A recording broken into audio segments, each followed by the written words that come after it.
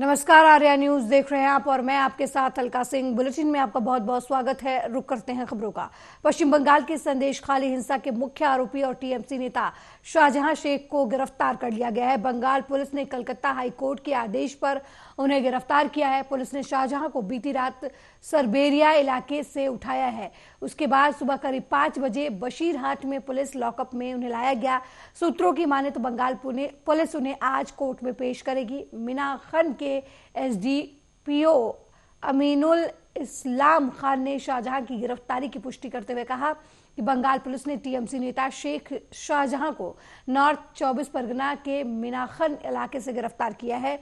उन्हें बशीरहाट कोर्ट में पेश किया जाएगा। शाहजहां शेख की पहचान टीएमसी के एक ताकतवर और प्रभावशाली नेता के तौर पर है। वो संदेशखाली यूनिट का टीएमसी अध्यक्ष भी रह चुके हैं। पहली बार शाहजहां शेख उस समय चर्चा में आए जब 5 जनवरी को ईडी की टीम शाहजहां से बंगाल राशन वितरण घोटाला मामले में पूछताछ करने पहुंची थी। उस समय उनके गुर्गों ने ईडी की टीम पर हमला कर दिया। उसके बाद से ईडी लगातार पूछताछ के लिए शाहजहां शेख को सम्मन जारी कर रही थी, लेकिन ईडी टीम पर हमले के बाद से शाहजहां शेख फरार थे और उनकी फरारी को 57 दिन हो चुके थे, जिसके बाद पुलिस ने कोर्ट के आदेश के बाद उन्हें गिरफ्तार किया है। We'll find from court, but Sheikh Shahjahan, one of the principal accused in a case which happened on 5th January 2024, where ED officers were assaulted during the course of a raid they were conducting in Najet police area. We have arrested Sheikh Shahjahan yesterday night from Meenakha PS area. We have forwarded Sheikh Shahjahan to the Bashirhat court, and he'll be placed before the magistrate. We'll ask for police remand, and let's see how it goes. Thank you. Sections will find.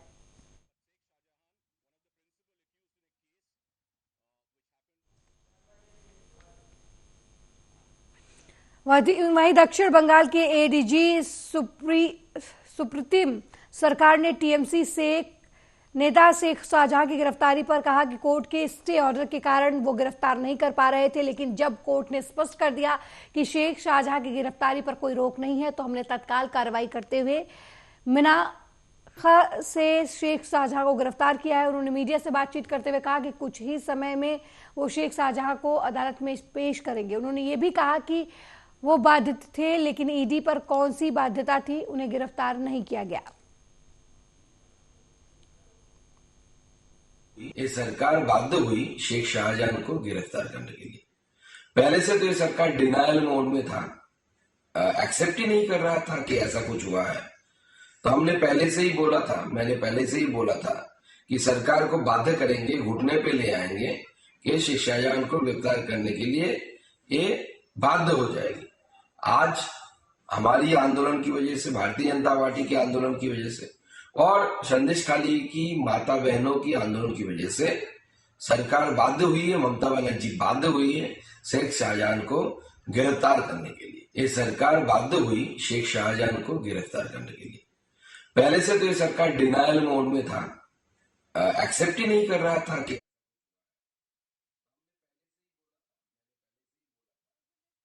Sheikh Shahjahan की गिरफ्तारी पर पश्चिम बंगाल के BJP अध्यक्ष सुकांत मजूमदार का बयान सामने आया है। सुकांत मजूमदार ने कहा कि भाजपा के लगातार आंदोलन के चलते सरकार शेख शाहजहां की गिरफ्तारी के लिए बाध्य हुई। पहले तो ये सरकार मान नहीं रही थी कि ऐसा कुछ हुआ है और संदेशखाली की माता बहनों के आंदोलन की वजह से सरकार और ममता बनर्जी शेख शाहजहां की गिरफ्तारी के लिए बाध्य हुई हैं।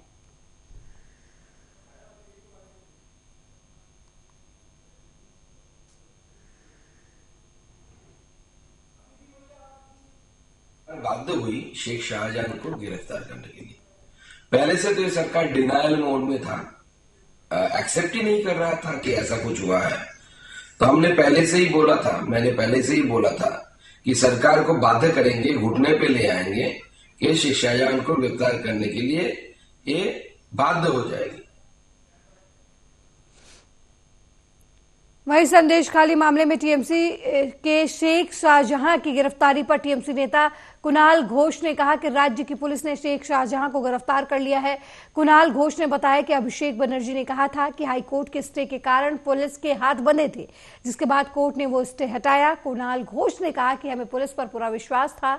पुलिस ने कोर्ट के स्टे हटने के बाद शाहजहां शेख की गिरफ्तारी की है। देखिए, शेख शाहजहां को अरेस्ट कर लिया है स्टेट पुलिस हमारा लीडर अभिषेक बंदोपाध्याय उन्होंने बोला था हाई कोर्ट के राय के 2 पैरा उसके लिए ही स्टेट पुलिस का हाथ पा बांधे हुए है और एक्शन नहीं ले सकते हैं।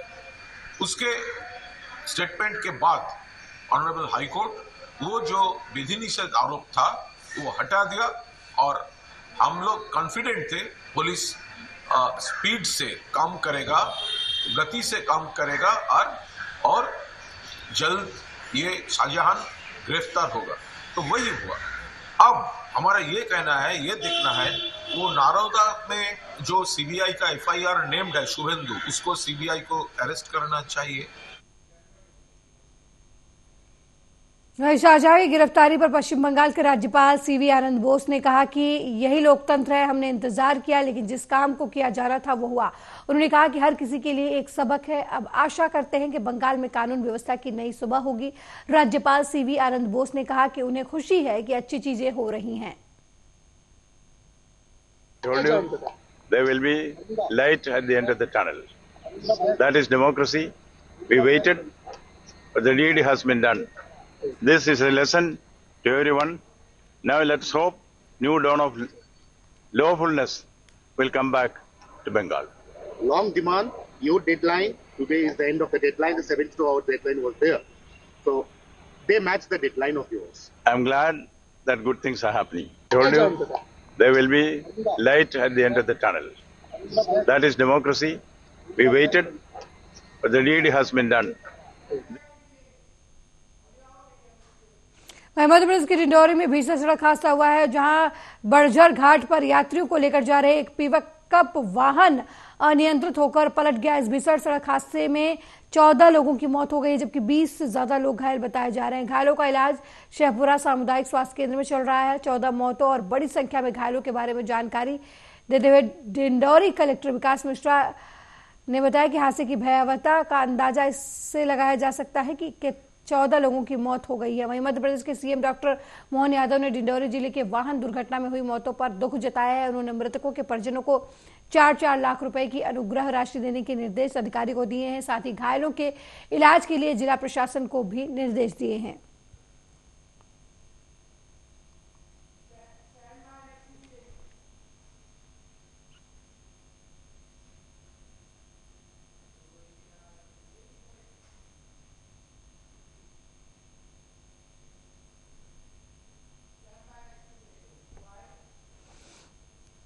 वहीं बीजेपी में शामिल होने की अफवाह पर मध्य प्रदेश के पूर्व मुख्यमंत्री कमलनाथ ने कहा कि वो बीजेपी में शामिल नहीं होने जा रहे थे।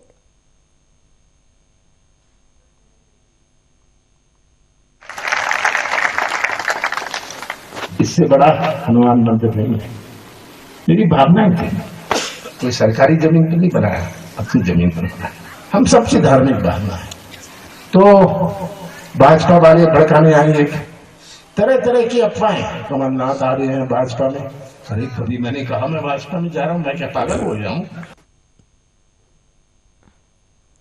वहीं संयुक्त अरब अमीरात के अबू धाबी में केंद्रीय मंत्री पीयूष गोयल ने कहा कि भारत का रुख सुसंगत है। दुनिया को ये देखने की जरूरत है कि मुद्दों को कौन रोक रहा है, WTO को कौन का काम सुचारू रूप से क्यों नहीं चल रहा। ये दर्शाता है कि भारत एक सर्वसम्मति का निर्माता है और हम इस संबंध में एक महत्वपूर्ण भूमिका निभा रहे हैं, लेकिन कई देश आम सहमति को तोड़ रहे हैं।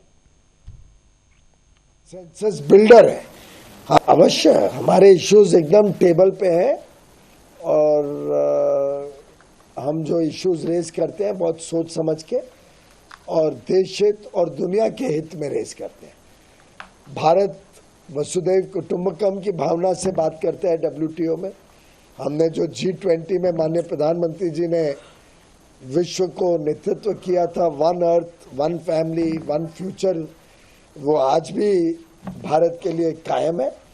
और हम विश्व में जो वह दिल्ली की संस्था जय श्री राम जनमानस कल्याण समिति के बैनर तले 100 से अधिक राम भक्त दिल्ली से अयोध्या के लिए पैदल यात्रा पर निकले हुए हैं। ये पैदल यात्रा सुबह बुलंदशहर के अनूप शहर पहुंची। अनूप शहर पहुंचने पर पैदल यात्रा का पुष्प वर्षा कर स्वागत किया गया। वहीं संस्था से जुड़े संजय गौड़ ने बताया कि दिल्ली से अयोध्या 21 दिवसीय पैदल यात्रा है।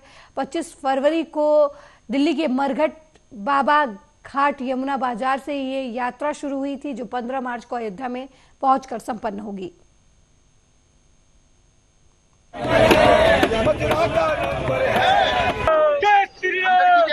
जय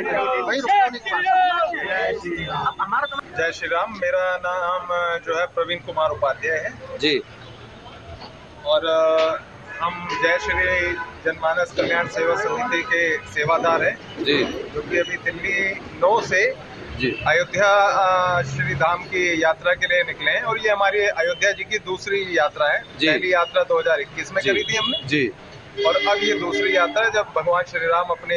आपको अपनी संस्था में क्या पद मिला हुआ है सर?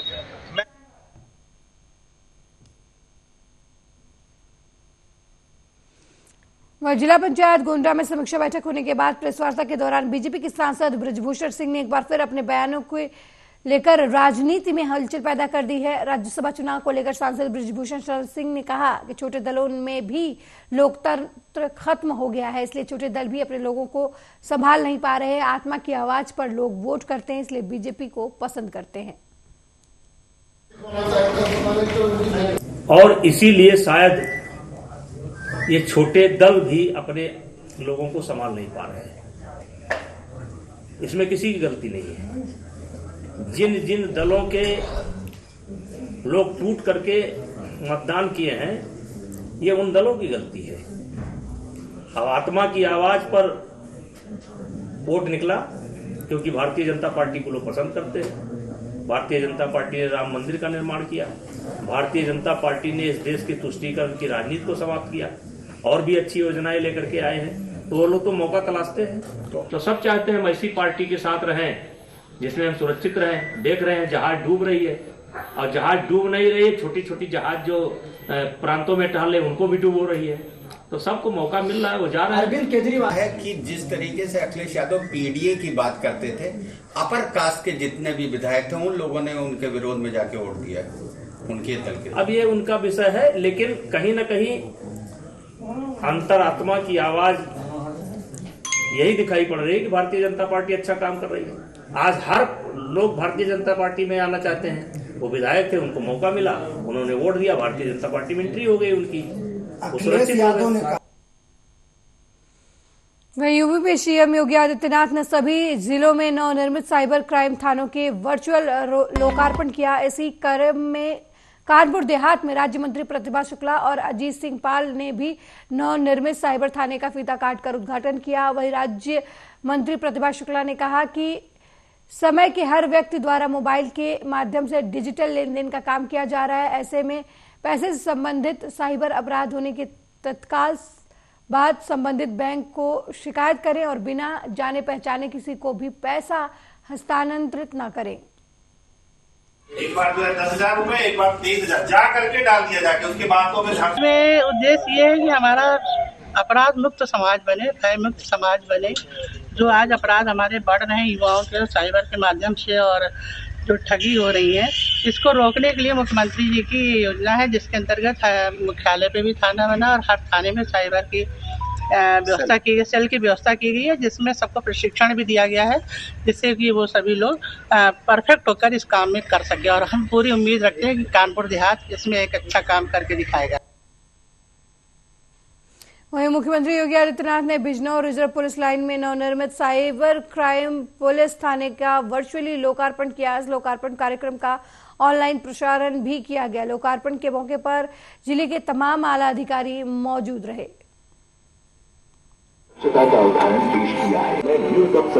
देख रहे हैं चुनौतियां कैसे बढ़ रही हैं, खासकर साइबर अपराध इतनी तेजी से बढ़ रहे हैं। और साइबर अपराध को लेकर के एक तो मुझे जो लगता है कि उसमें अभी हमारे जो पुलिसकर्मी हैं उतना दक्ष नहीं है। जो दक्ष हैं वो थोड़े बहुत हैं। अभी सभी लोगों को इसके बारे में उतनी जानकारी नहीं है। तो इसमें सबसे बड़ी चीज ये है कि सबसे पहले अपने को अवेयर करिए सबको। जो है जब पब्लिक अवेयर होगी, अवेयरनेस प्रोग्राम मस्ट है। जब पब्लिक अवेयर होगी, क्योंकि बहुत सारे आप देखिए कि लोगों को जो है बेवकूफ बना करके विश्वास में लेकर के लोग जो है चीटिंग करते हैं इसमें, जो है साइबर फ्रॉड में। और इसमें आम पब्लिक के अलावा हमारे पुलिसकर्मी भी बहुत सारे लोग चीट हो जाते हैं। तो मेरा अनुरोध है कि जो साइबर अपराध है उसके बारे में अवेयर होइए और अपने थाना क्षेत्रों में आप सभी पब्लिक को भी अवेयर करिए।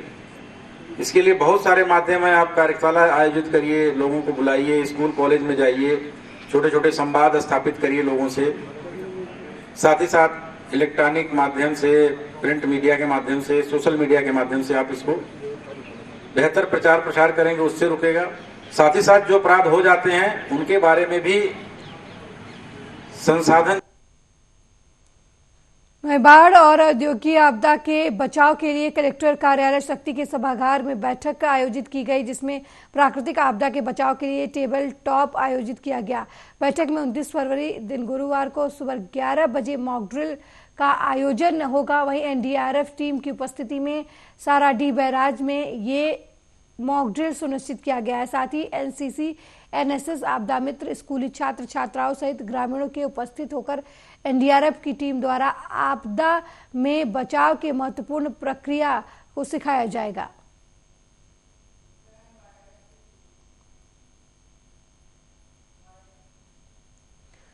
वहीं झारखंड में दर्दनाक हादसा हुआ है। ट्रेन से कटकर 2 लोगों की मौत हो गई है। रेलवे ने मौत की पुष्टि की है। रेलवे ने बताया कि विद्यासागर काशीतार के बीच गुजरने वाली ट्रेन की संख्या 12-25-4 ER के आसनसोल डिवीजन में 7 बजे रुकी थी। 2 लोग ट्रैक पर चल रहे थे जो अप लाइन पर मेमू ट्रेन की चपेट में आ गए। मरने वाले यात्री नहीं थे, वे ट्रैक पर चल रहे थे। मामले के लिए JAG की तैनाती 3 सदस्यीय कमेटी बनाई गई है। जामताड़ा के SDM अनंत कुमार ने कहा कि काला झारिया रेलवे फाटक के पास पैसेंजर गाड़ी रुकी थी। पैसेंजर कुछ उतरे थे और उसी बीच ट्रेन जा रही थी, जिसकी चपेट में आने से कुछ लोगों के कटने की सूचना मिली। प्रशासन की तरफ से सर्च अभियान चलाया जा रहा है। अभी तक 2 बॉडी रिकवर हुई है।